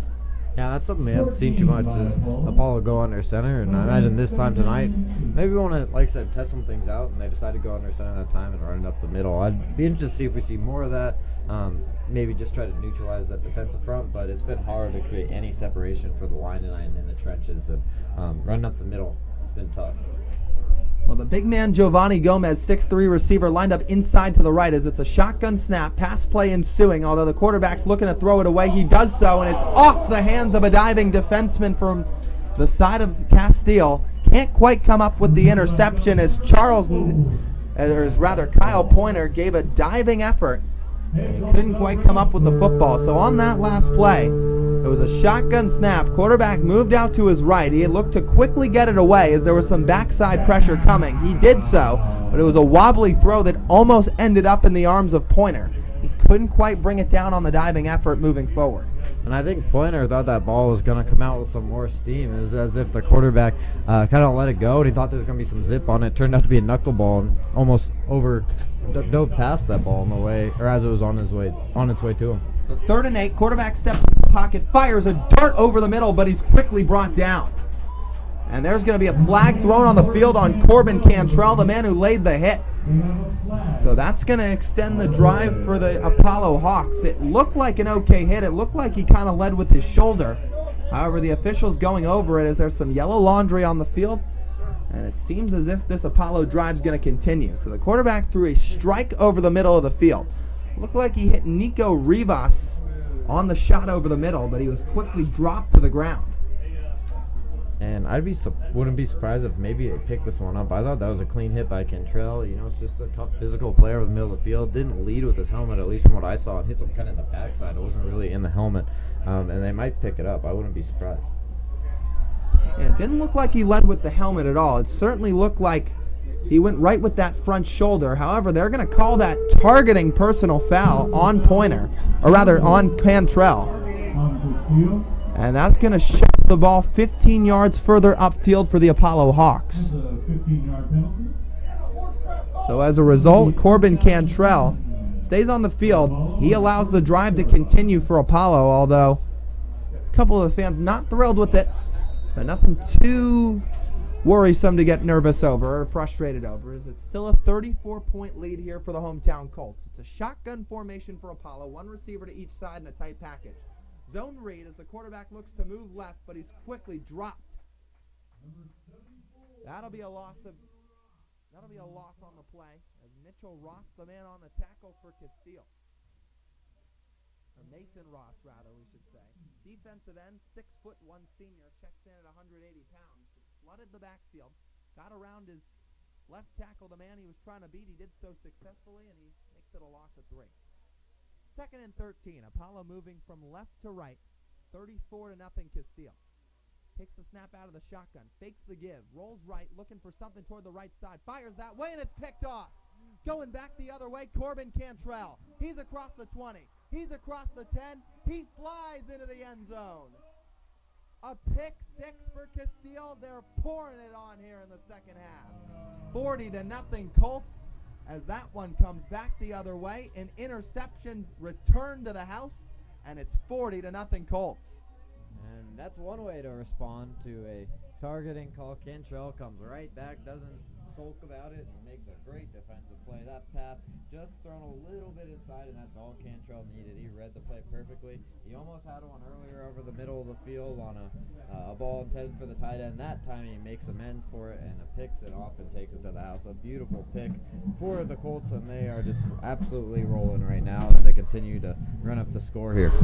Well, it feels like the one part of this Casteel unit on either side of the ball that we haven't given much talk about today, Andrew, was the defensive back unit of Casteel. And granted, part of that is because Apollo hasn't thrown the ball downfield a whole lot. The front seven's gotten so much pressure on the quarterback. They've flooded into the backfield so many times that there hasn't been a lot of chances for time and to let plays develop to throw downfield. However, the one time it does, this Casteel defensive back unit steps up in a big way, and it was The man Corbin Cantrell, who we talked about, had the targeting call just a couple plays ago, and he puts that in the rearview mirror pretty quickly. Yeah, he puts that one away, and it's just a credit to the secondary, just staying on their toes regardless of how many plays their defensive line has made in front of them. That you mentioned, they haven't thrown it, too deep too often, and that time they do, and Cantrell's there to make the play. A.J. Murphy's extra point attempt is up, and it's through. 41-0 the score. Casteel pouring it on here in the third quarter. So it's been working in every phase you can imagine. Dane Christensen and the offense have been lighting it up. The skill players on the offensive side of the ball have been doing their part. The Grady Burns, the Colin Gapins, the Benjamin Blancas, they've all been contributing on the offensive side today. And then on the defensive side, the front seven's been all over the place, and now the defensive back's getting in on the action as well. It's 41-0 as people are jumping around here at Casteel High School.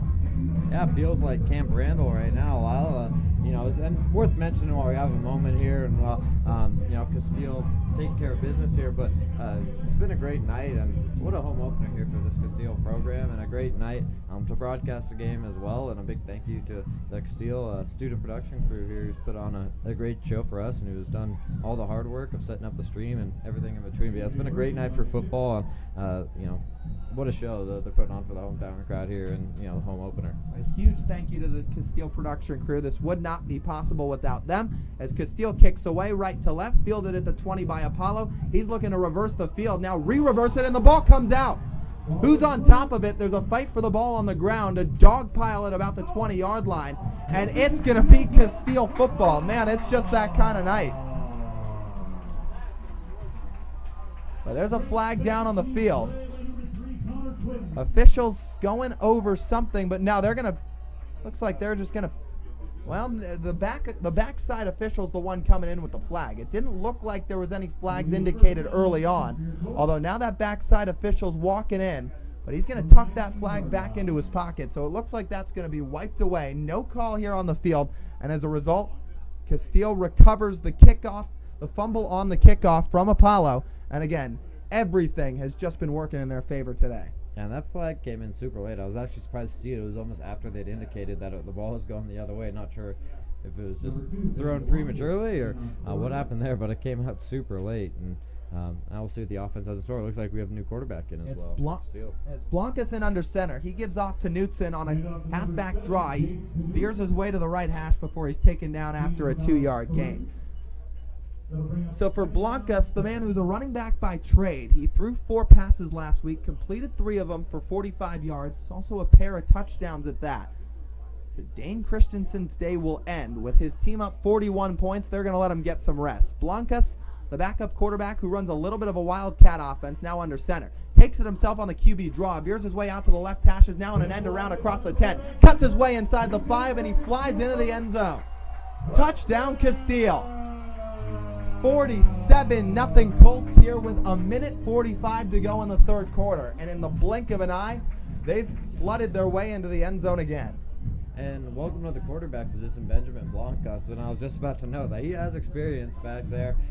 Played some snaps last year towards the end of the season and kind of coming in late game situations when games were maybe out of hand. But comes right in and does a good job. You mentioned kind of that wildcat type of offense. He had 2 touchdowns last week against Centennial as a quarterback. And so comes in and does his job there. And just like that, another touchdown for the Colts. A.J. Murphy can't hit the point after attempt. So that one is no good. So the score will stay at 47-0, although the score, when it gets to 35 points or more, or rather 40 points or more, the clock starts running, and it's done so here right now. So the clock continues to roll even after the missed PAT. Casteel will take the field ready to kick off. Murphy just looks to quickly flush that one and now kick away. So it's a minute to go in the third quarter. A 47-point lead for the hometown Casteel Colts. Apollo will retake the field. They look to flush that muff kickoff on their last try and get the offensive squad back on the field.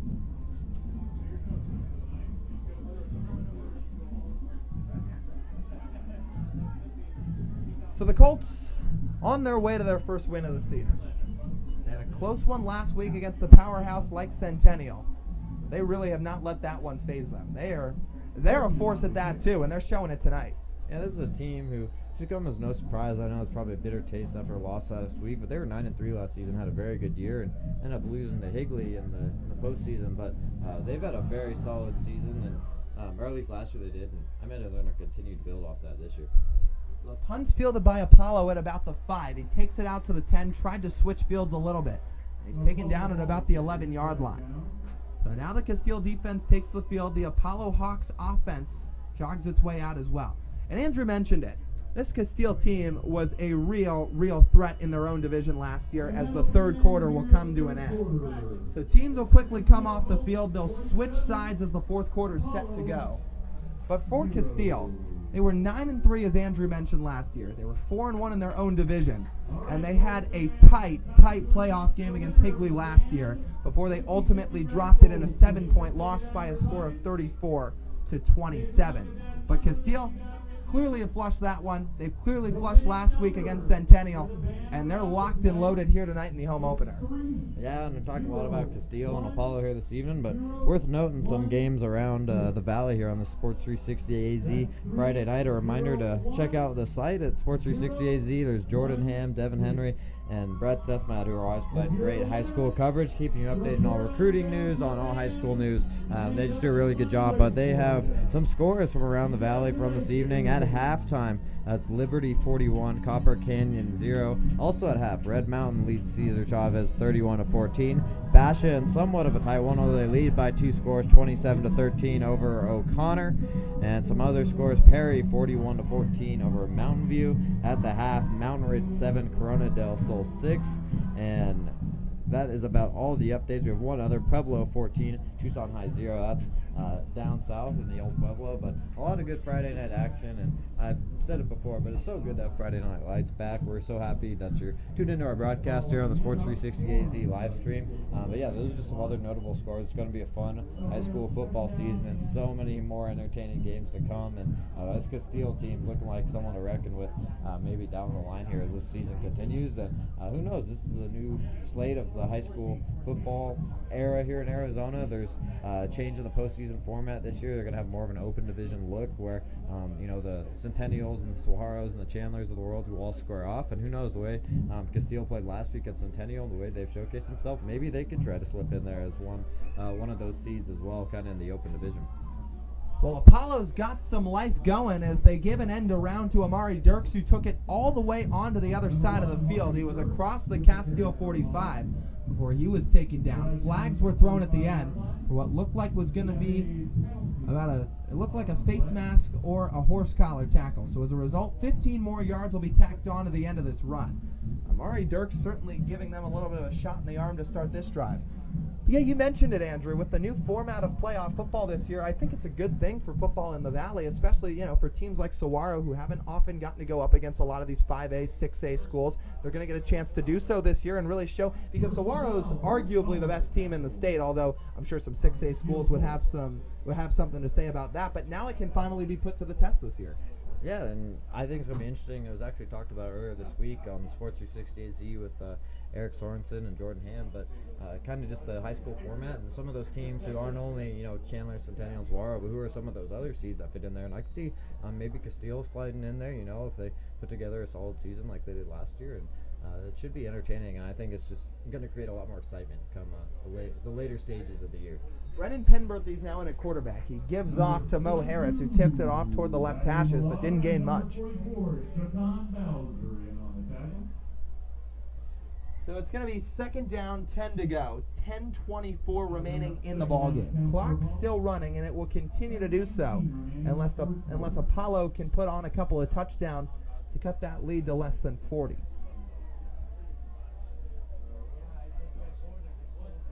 So a lot of football going on around the Valley tonight at the high school level. None more lopsided than the game here as Casteel's up 47-0.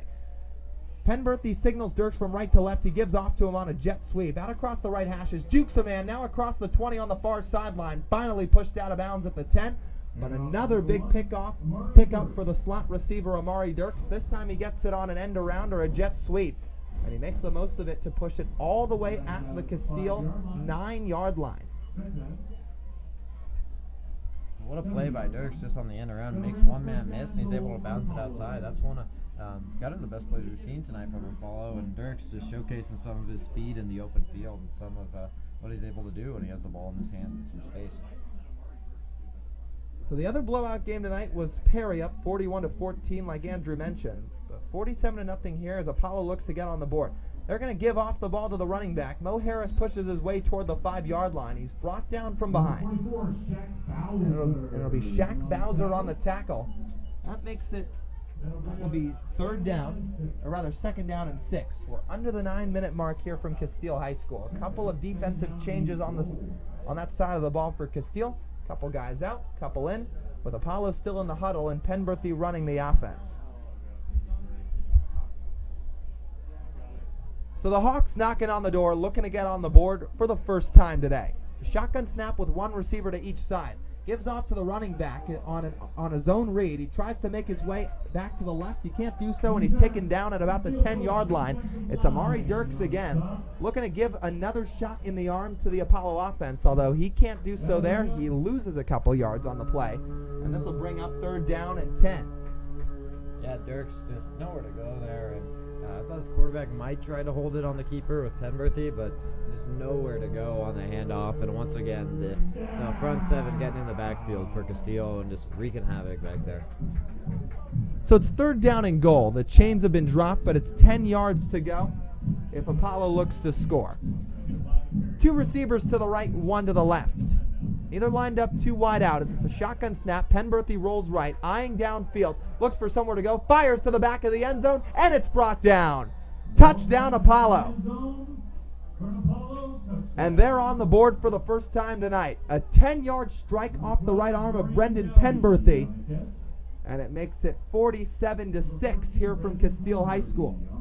What a pass from Penberthy, too. He had a man right in his face, and he's able to just loft the ball up there, kind of a last-second heave, and he finds his man in the back of the end zone. And just a positive for this Apollo team. Mentioned 1-0 going in this game. They're looking to build off this, and they had a 3-7 season last year, and a rough night here tonight, but that's still a lot of football left to play this season. And I imagine this has been a little bit of momentum here in this fourth quarter, and going to flush this one, try to get into next week, because that extra point is through the uprights. Victor Gonzalez was the man on for the PAT. He drills it, and it's 47-7. So now the clock stops as the game is at 40 points of a differential exactly. It's 47-7 Casteel, and Apollo will be set to kick off as they finally find their way into the end zone.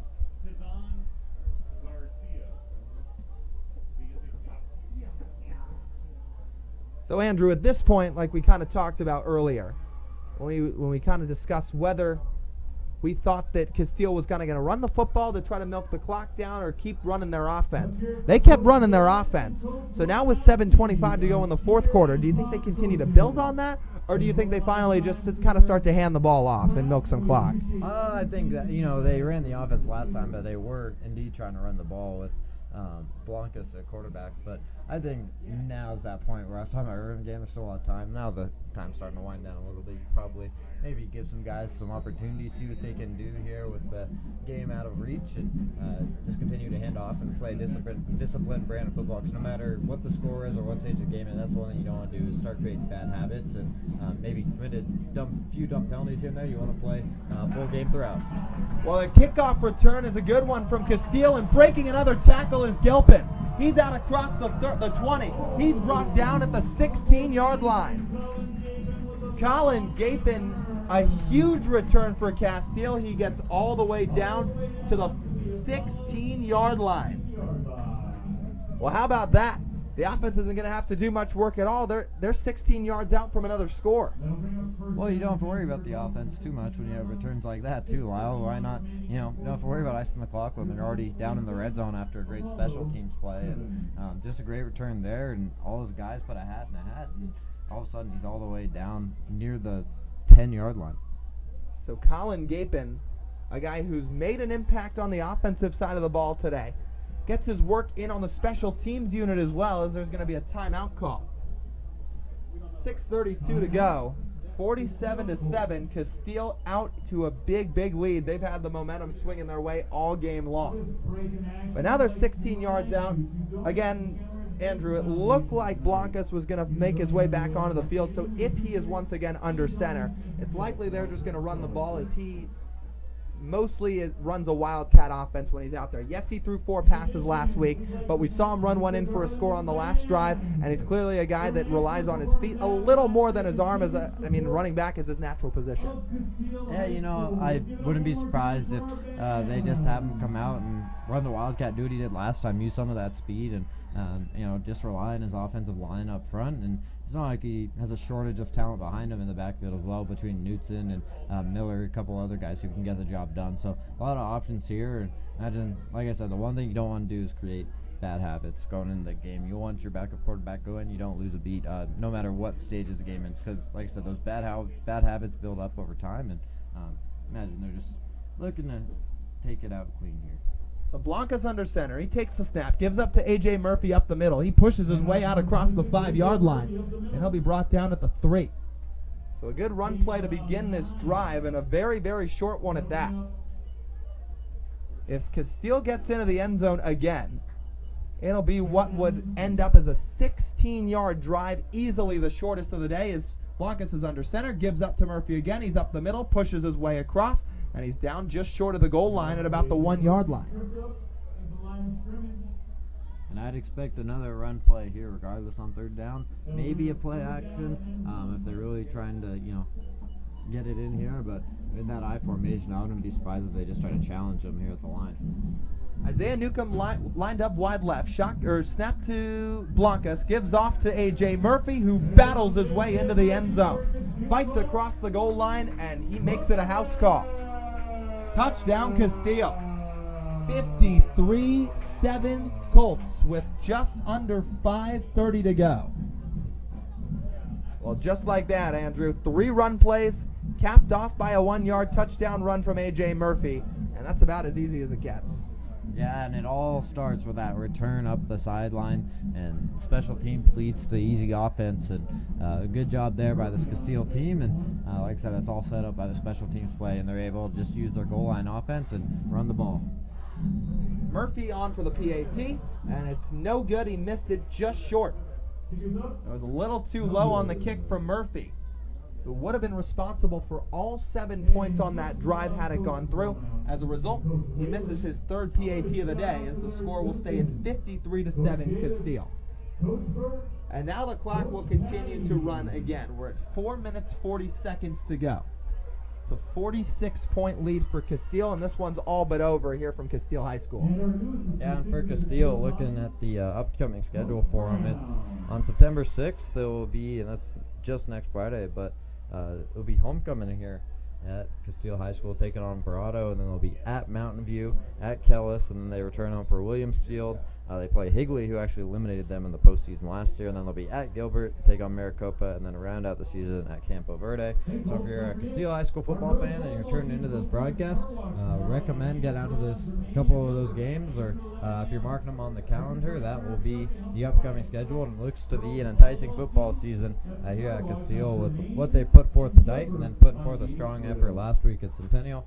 I imagine a lot of more good football to play for this program and moving forward. Well, certainly a lot to be excited about after tonight, as A.J. Murphy kicks off from left to right. A high end-over-end kick comes down at the 15-yard line, fielded by Apollo. It's going to be Amari Dirks who takes it out across the 25. Will be brought down just short of the 30. So it'll be marked down at the 29-yard line, where Penberthy and the offense will go back to work. They'll be moving right to left across your radio dial, with the Casteel defense coming back onto the field. And the clock continues to run. We're at the 3-minute 13 mark. But you're absolutely right, Andrew. Casteel moving forward has a lot to be excited about. Again, the opening loss to a powerhouse like Centennial, but they're showing every reason why they're a force to be reckoned with too. Yeah, and I think you just look at their conference record last year. That's what you really look at, is how they perform in conference, and then how you're going to build off that. I thought they did a really good job last year, obviously, and I think as the season goes on, they're just going to develop more, especially with some of the talented skill guys that they have, not only at the quarterback position, but we've seen just 4 or 5 guys tonight, both wide receiver, running back, guys who can kind of do it all, and they create a lot of matchup problems for opposing teams. That last play was a run play executed by Apollo. They gained 4 yards as the clock is at 2 minutes 27 seconds. And Brendan Penberthy is taking his time inside the huddle. Clock just running down. It's all smiles on the Casteel sidelines as they're ready to conquer their first victory of the season. Shotgun snap for Penberthy. They give off up the middle, a run play for Apollo where they'll be stuffed right at about the line of scrimmage. So the Casteel defensive line showing out still in the closing minutes of this fourth quarter. And that'll bring up a third down, 4 to go with 1:50 remaining. Corbin Cantrell makes his way back onto the field. The defensive back responsible for a questionable targeting call today. And then a couple plays later made it up with a pick 6 on a house call back up on the near sideline. Shotgun snap for Penberthy. They give off right side. Ball comes out and there's a fight for it. Diving on it is Casteel, and they're going to pick up the football. That'll all but do it here from Casteel High School, as that should put a bow on this contest. And just a fitting way to end this one for the Colts. The defense has played so well all night, and it's only fitting that the defense kind of puts the icing on the cake there, recovers a fumble, punches one out on the wrap-up tackle, and with that, I imagine Blancos will just come out and step into the victory formation, maybe take one knee, and that'll just about do it. Just a dominating performance tonight for the Colts, a really good job, and for this Apollo team, they have more to look forward to. Taking on Notre Dame Prep, and then they're at Buena. They also play Centennial, and they're at Ironwood and Sunrise Mountain, out playing some West Side schools, and obviously with Apollo being from the West Side, should be an interesting season for them as well. But all in all, just a very well-rounded performance tonight for the Colts. Just like you said, Andrew, Casteel sets up in the victory formation. Blancas puts a knee down, and that should do it. The clock will run down, and the teams come out onto the field. Jumps all around, and high fives from the Casteel unit as they pick up their first win of the season. A dominating 53-7 performance in their home opener to take down the Apollo Hawks and move to 1-1 on the season. And really, all in all, it's been the story of tonight, Andrew. Just a dominating, overpowering performance from Casteel. Yeah, Casteel with a really good performance tonight, both offensively. I thought the defense really set the stone, especially with the goal line stance. And as we wrap this one up here for Lyle Goldstein and myself, Andrew Bell, I just want to say once again a big thank you tonight to the Casteel production crew and just working in the heat tonight and doing an awesome job. None of this is possible without them, and they did all the hard work. Me and Lyle kind of just talking on the broadcast, but they did all the work behind the scenes, all the hard work, and all the credit goes to them. So a big thank you to them tonight for helping us out, and thank you to everybody who tuned in. And I should just put a bow on this one. Lyle, I'll let you take it out here. Well, for Andrew Bell, the entire Casteel production team, and for Sports 360 AZ, I'm Lyle Goldstein. We thank you so much for joining us on this week's edition of Friday Night Football. One final time, Casteel takes down Apollo 53-7 here from Queen Creek. We thank you so much again for tuning in, and join us next week here on Sports 360 AZ. Okay, guys, that was great. Thank you so much. We appreciate it. Announcements were wonderful. We got the volume level just right.